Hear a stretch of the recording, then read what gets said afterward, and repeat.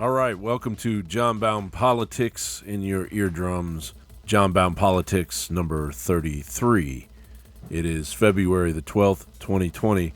And to begin things, I would like to read for you a passage from Andrew Breitbart's book, Righteous Indignation, because recent tragedy once again struck the Breitbart universe when Andrew's 91-year-old former father-in-law, actor and comedian Orson Bean, was struck down by a car, as SF-Gate reported. The Los Angeles County Coroner's Office confirmed Bean's Friday night death, saying it was being investigated as a traffic-related fatality. The coroner's office provided the location where Bean was found, which matched reports from police. A man was crossing the road outside of a crosswalk in the Venice neighborhood when he was clipped by a vehicle and fell, LAPD officer Drake Madison said. A second driver then struck him in what police say was the fatal collision. Both drivers remained on the scene. Neither was impaired, and Bean's death was being treated as an accident. So, Orson Bean's death doesn't appear to be under the same nefarious circumstances as those of Andrew Breitbart's. But it is tragic. It was Orson Bean that helped to remove the blinders from his son-in-law Andrew Breitbart's leftist tunnel vision. And it's especially important to me because I experienced the same awakening in the early 2000s, which was gradually nurtured by my own conservative in-laws, but also my awareness of propaganda taking hold of my own reality, my own working reality within media. My in-laws allowed me to cultivate my own point of view as long as it arrived at common sense, something lacking within the left's mindset, as a new study reveals that those within the left are more prone to mental illness. But without further delay, here's that passage from Righteous Indignation which echoes exactly the same thing I was thinking as I went through the process that Andrew Breitbart went through. I volunteered to fight in this war. I've risen through the ranks and now find myself on the front lines with an army of new media warriors following me into the fray. It is no longer a choice to fight. I am compelled to fight. The election of Barack Obama, facilitated by the Democrat media complex, that was aligned to usher him into his, quote, rightful and deserved, end quote, place in the Oval Office, was the tipping point for my full and unyielding commitment to this war. Why? Because I saw early on that this was literally a made-for-television candidacy. And here we are in 2020, and the Obama administration is currently under investigation by the Department of Justice, all due to former Vice President Joe Biden's loose lips that are sinking the Democrat ship. He should have been the lead candidate for the Democrat Party, but what a sick joke it's become for him. Fifth, couldn't even get to 9% of the vote in New Hampshire, and now runs away with his tail between his legs to South Carolina, hoping to get some of that Obama vote in the South. It is awareness like that found in the cogent revelations of Andrew Breitbart that lead me to search for truth and the consequences of the lies within the Democrat Party, globalism, and anything else that would threaten mine and my fellow Americans' individual freedom.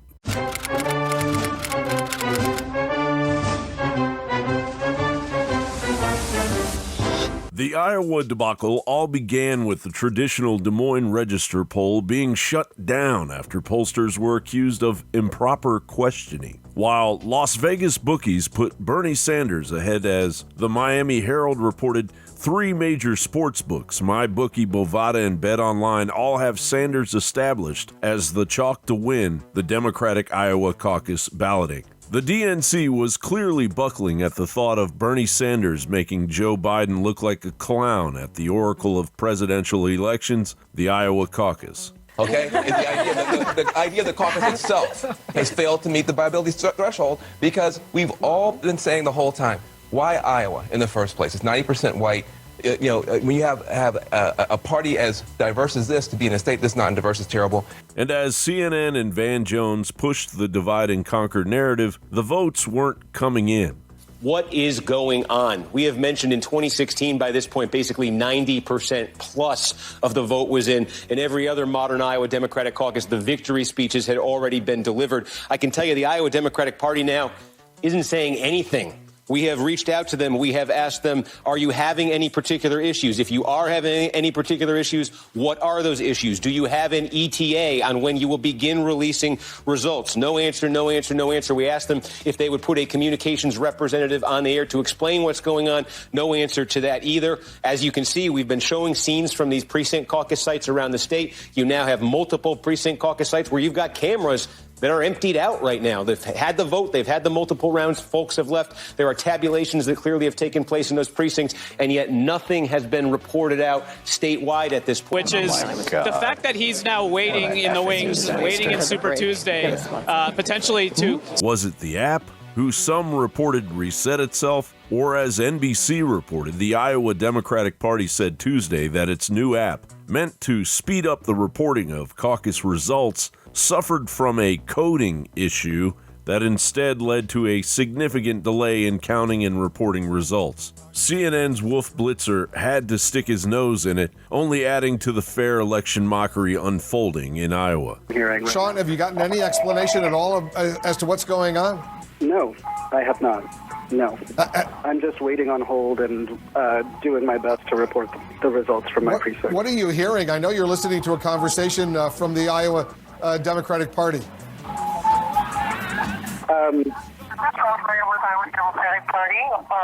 So this is a real coincidence, Wolf. I just got off hold just now, so I've got to get off the phone to report the results. All right, go ahead and report your results. Can we listen in as you report them, Sean?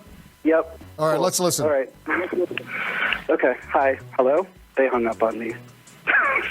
They hung up on me. Okay, I've got to get back in line on hold. They just hung up.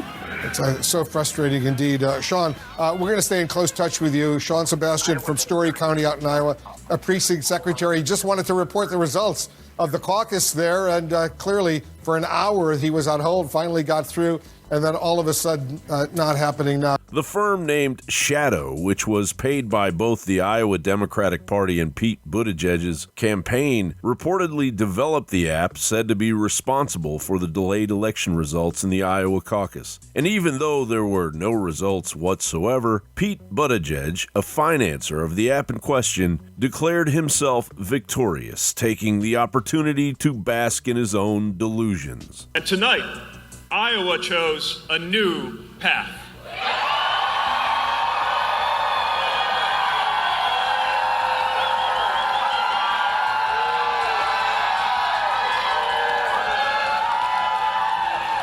From river to river, in churches and community centers and high school gyms, you joined your neighbors to say that the time has come to turn the page and open up a new chapter in the American story. But the big winner of the night was actually President Trump, who won a speedy victory, as the New York Times had reported that President Trump netted over 26,000 votes, or 96.8% of all those cast. The big question, other than where are the votes, was how was the DNC capable of screwing up, or worse, manipulating something as simple and transparent as the Iowa caucus? One thing is clear: the Democrats have zero respect or patience for maintaining the responsibility to honor the vote of the people. Are they even fit to carry on as a political party within the Republic? John Bowne reporting.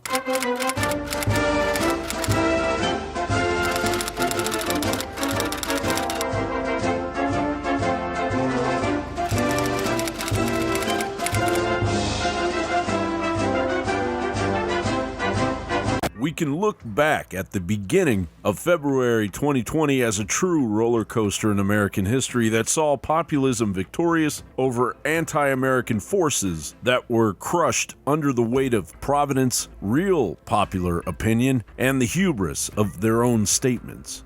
We must remove this president to protect our country.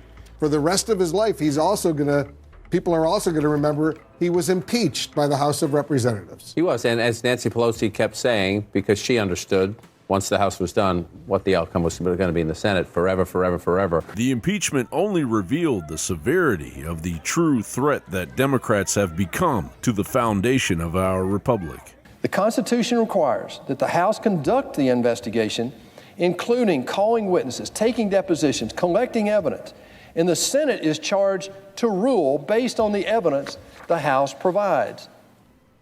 This was designed this way for a very specific reason, very practical reason. In the House, committees can investigate these charges while the rest of the House continues to do their legislative work.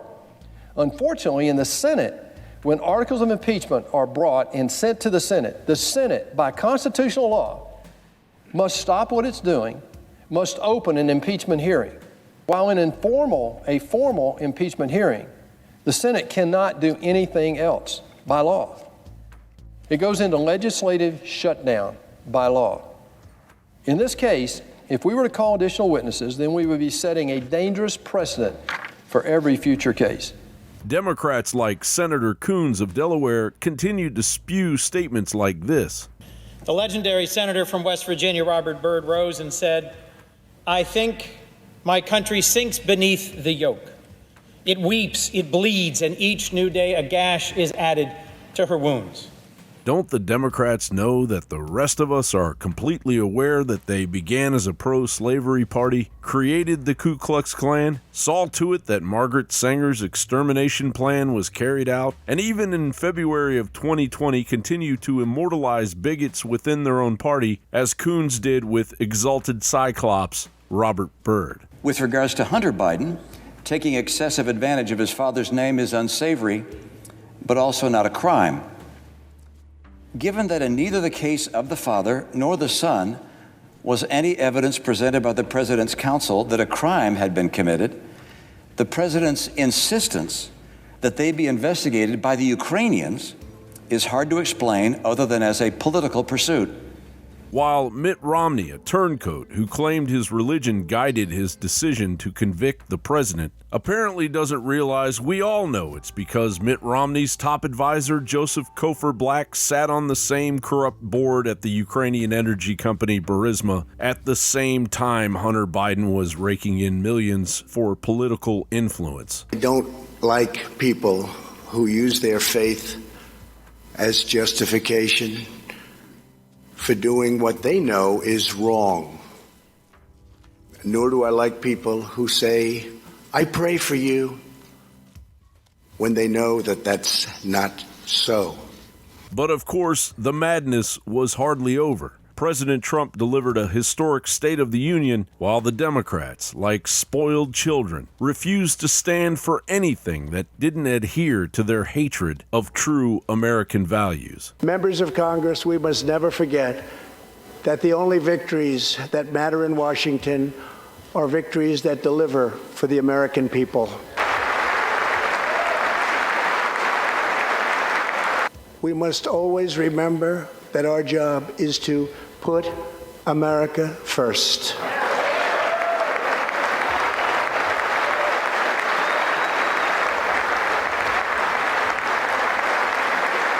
And now the Democrats are falling apart. This is not going particularly well so far.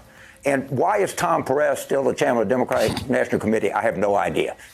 This party needs to wake up and make sure that we talk about things that are relevant to people. We need to go back to 2018, where we had good, diverse, strong candidates that had real connections to the community and talked about real things. We don't need to become the British Labour Party. That's a bad thing. And as they face the backlash of the hell they brought upon the executive office and the American people, all anyone can say is that it's long overdue. John Bowne reporting. Now the left, which from the outset was not completely taken seriously by the rest of us, it's like a nerd threatening to blow up the school with baking powder. But gradually it's making its presence frustratingly known.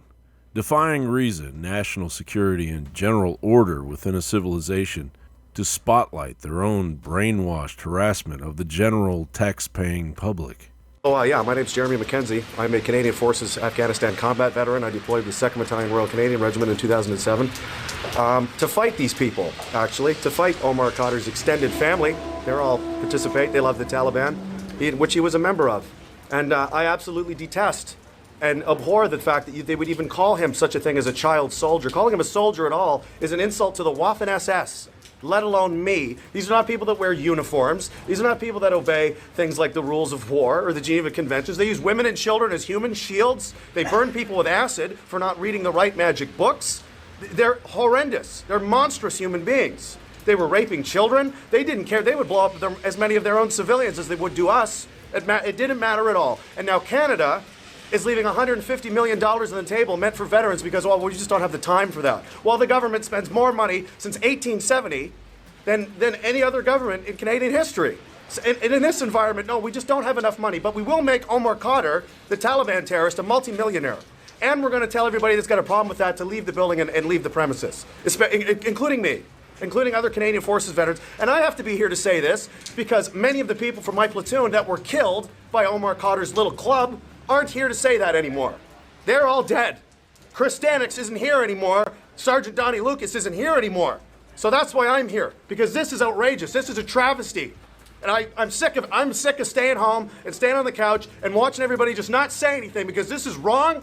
This is not what Canada stands for. It's not the country that I signed up to fight for, and it is certainly not the country that those men and women died for when I was over there fighting against him and his family and his friends. So I guess I'm the bad guy now. If that's how it's going to be, then that's how it's going to be. Money, I know, like, I'm just a citizen, all right? Hey, what's the deal? That bridge is blocked too. This is unfair. Like, I have to get across to the bridge. I gotta be at my gym at 6 o'clock. That bridge is blocked. This bridge is blocked. What's the deal? You know, are you trying to garner support? Because this is not the way to do it. You know, if I don't get there, I don't teach. So I got probably 40 people waiting for me.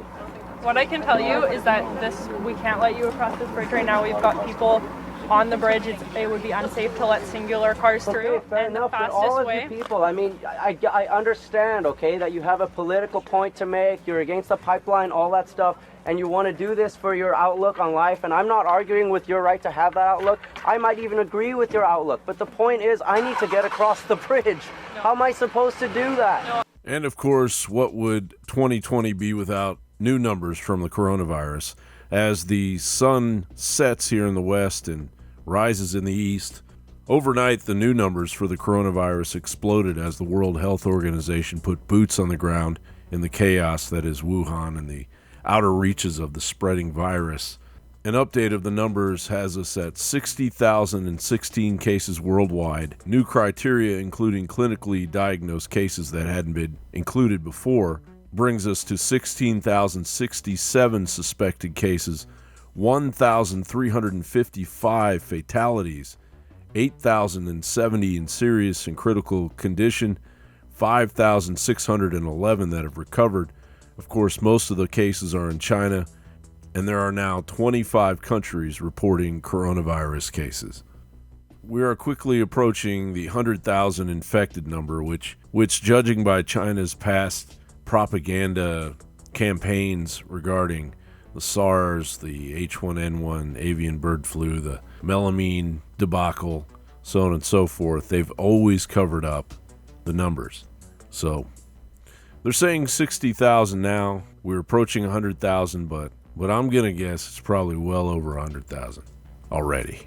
Of course, coronavirus is affecting travel, tourism, international student programs, and there's also a new, never-before-seen virus in a lake in Brazil named after a mermaid who lured soldiers underwater to their death, Yara virus, where 90% of the Yara virus genes have never been seen before.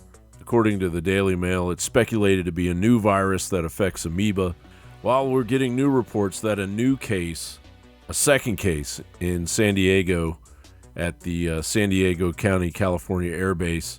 The CDC is reporting a second case that a patient among the group that was under a federal quarantine after returning on State Department chartered flight that arrived at Marine Corps Air Station Miramar on February 7th The second evacuee from Wuhan, China, under quarantine at the base tested positive for coronavirus. The first patient arrived at the base on February 5th, and she was the first evacuee from China to be known to be infected. They arrived in different planes. Errors by a hospital in San Diego and the CDC led to the first patient being sent back to the base instead of isolation at the hospital. Now, the New York Post reported that a British coronavirus super spreader who may have infected nearly a dozen other people was just released from the hospital after recovering. His tests have come back negative for COVID-19, as it's being called now, officially.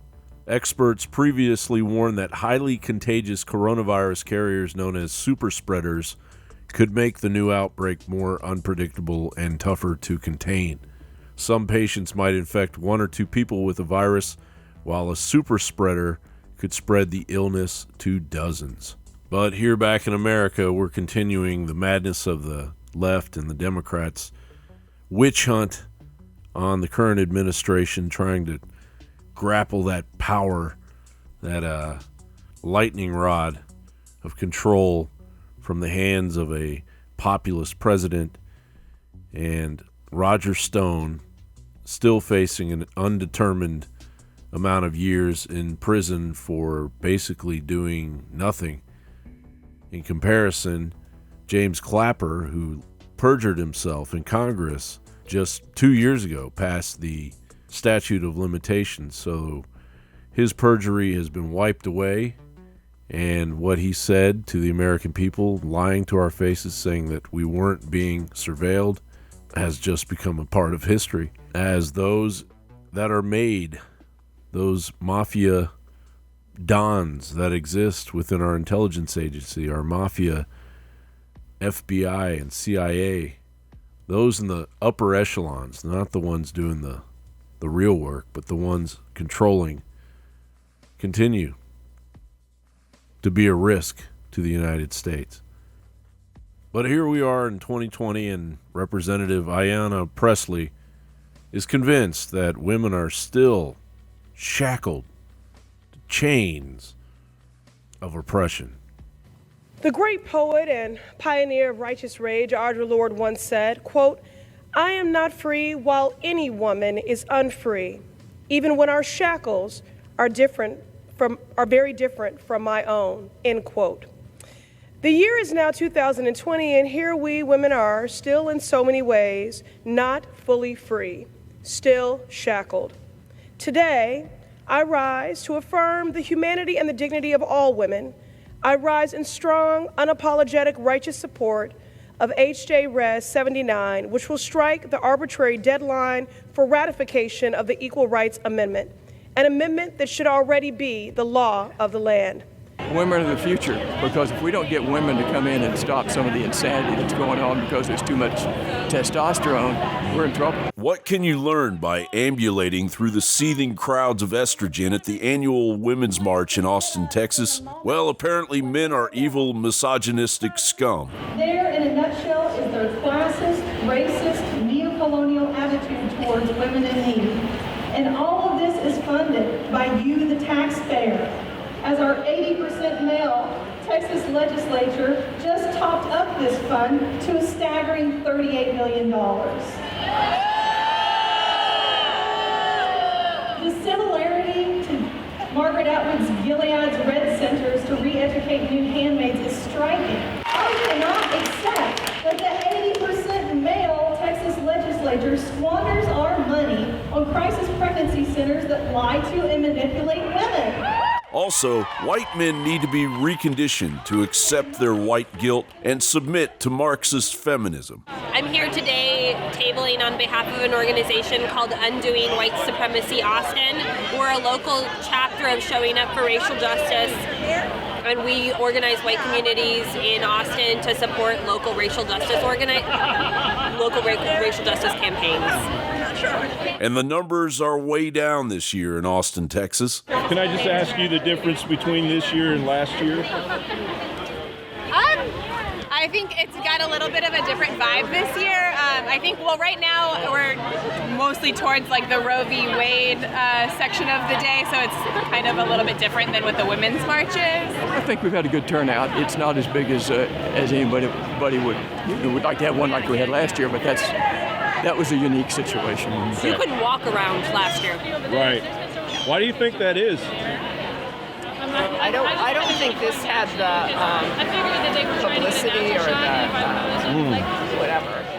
I'm not sure why. Were people angrier at Trump last year, or has it died off? There was an immediacy. I think people were. There was an urgency last year that I don't think people are necessarily feeling in the same way this year. There's a certain amount of getting used to it. So last year, I think, I don't remember which all organizations were here, but I think there's a greater representation for immigration. To safeguard, over 130 legislators in this chamber have endorsed legislation that would bankrupt our nation by providing free taxpayer-funded health care to millions of illegal aliens, forcing taxpayers to California passed an outrageous law declaring their whole state to be a sanctuary for criminal illegal immigrants, a very terrible sanctuary with catastrophic results.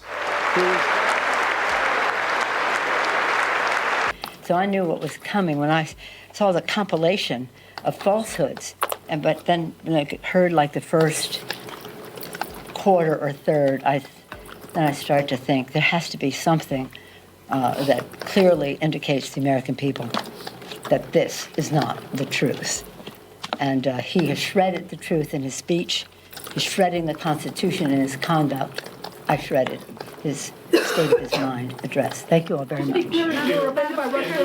It's bizarre that somebody could actually get up there and profess that women are still being held down by some kind of 50s and 60s mentality that no longer exists. And those people are great-grandparents and grandparents, and that time has reached its zenith. Growing up in the 70s, we were faced with the women's rights movement, the ERA, and single mothers gradually made their way into the workplace, and they never left. And the nuclear family, as it was known, was torn apart. Divorces became more common. Selfishness became the way of the family, where people went one path while another person went the other, and the family unit was only an afterthought. But that afterthought is my generation. A lot of people in my generation come from divorced families. They come from single mothers, single fathers. And for Ayanna Pressley to insist that somehow the white man is keeping the woman down is so removed from reality that the only thing I think it says to the public is that she needs to be removed from office. Well, that's going to do it for JonBownePolitix number 33. Thanks for listening. Keep your face and hands clean at all times during this coronavirus outbreak. You can find me at JonBownePolitix on YouTube, at dailynewscollective.com, at Newsbound on Twitter, on the HC Universal Network, at band.video. Good night, America, wherever you